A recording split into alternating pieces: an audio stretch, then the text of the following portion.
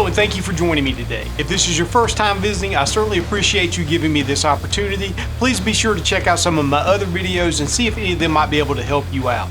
For those that are returning, as always, thank you for your continued support. It means the world to me. Today we're going to be back working on Project Element, and we're going to be tackling one of my biggest automotive pet peeves, and that is the popping door. I've gotten to the point that every time I start to open the door, I start to cringe. Now, I had mentioned previously that this vehicle had been involved in a few minor collisions, including one to the front end that has pushed that fender back and is causing it to make contact with the door when it opens. Now, I have never worked on a Honda Element before, so you guys are just going to have to watch me fumble through getting the front end body parts off. Also, when I went to edit the live video from the garage, I found that the audio had been corrupted, and I'm not going to subject you guys to that, so I'm going to have to do some voiceovers through part of this. I hope you don't mind.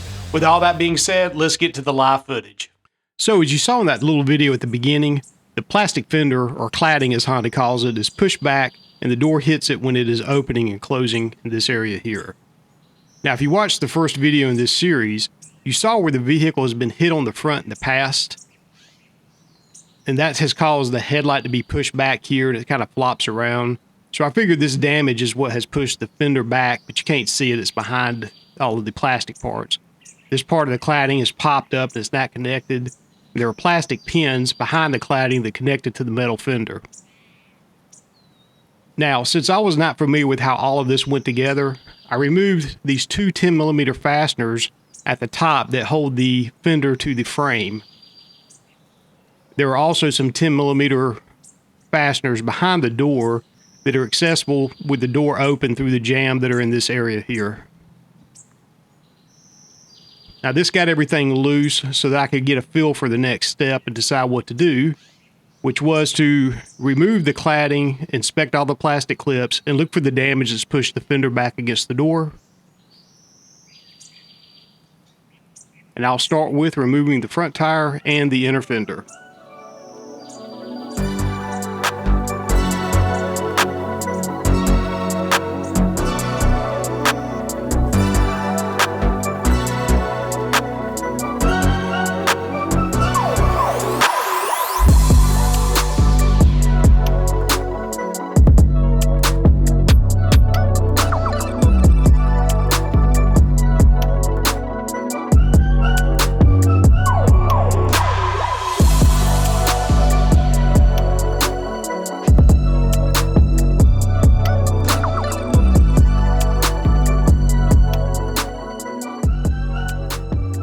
So as you can see, things have gotten a little more serious since I last left you.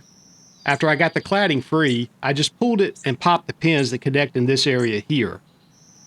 I tried to show in the montage that there were 3 of those plastic Christmas tree type clips that held it in the door area here. I'll show you on the bench what it all looks like. These white clips hold it at the top, and these 3 holes here at the back are where these black Christmas tree clips go. Now, I don't know how you get those to come out without destroying them, so I just destroyed them. They're cheap and easy enough to find. The white clips on the top here, they're removable by sliding them and just popping them out. And I hope that they're easy to find because one of mine is broken here at the corner. And since it was the corner piece, I swapped it with one of the ones in the middle to try to hold that corner down like it's supposed to be. I did remove the headlight and found that 2 of the 3 plastic tabs that hold it to the body were broken, which is why it was misaligned. One of the tabs connects here in this area, and I found the broken piece still attached. There is damage to the metal parts here, so that is probably why all of this is pushed backwards. Now, in order to track all that down, I did have to remove the front bumper cover. In order to do this, you just go across the top and you pull these black tabs out as well. And you also have to get up under the car and pull the black tabs off the bottom. Now, underneath each corner of the bumper cover, you have to remove an 8mm fastener that's in the fender well. And then there are a couple of 10mm in this area that have to come out as well. Now, I've already removed the fasteners that hold the fender to the frame of the car, and this is where the majority of the damage is at. All of this is pushed backwards, so the fender was still attached. It was pushed out of shape, which is what I'm hoping was causing it to rub against the door. So what I'm going to have to do is get a mallet and kind of gently start massaging all this back out in the direction that it needs to go. This is the horn, which only works when it wants to, so it was probably damaged in the collision.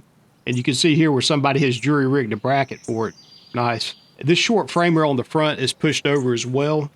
Now, it is removable if it has to be replaced, but what I'm going to do is just loosen it and try to massage it back to where it belongs. So, let the massaging begin and see if I can get rid of that popping.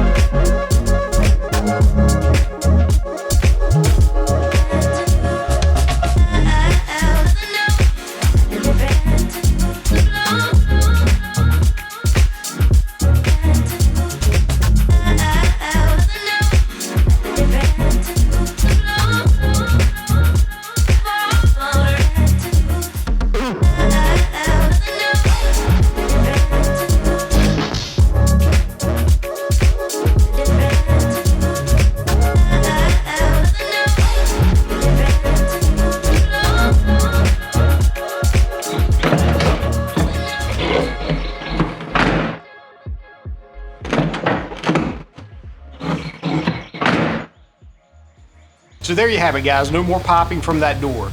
I believe I may have PTSD from that because after the repair, every time I go to open the door, I still find myself cringing a little bit waiting for that to happen, but I'm always pleasantly surprised when it doesn't. I do hope that that video was fun to watch and at least a little bit informative. With all that being said, I will see you guys in the next video. Thank you.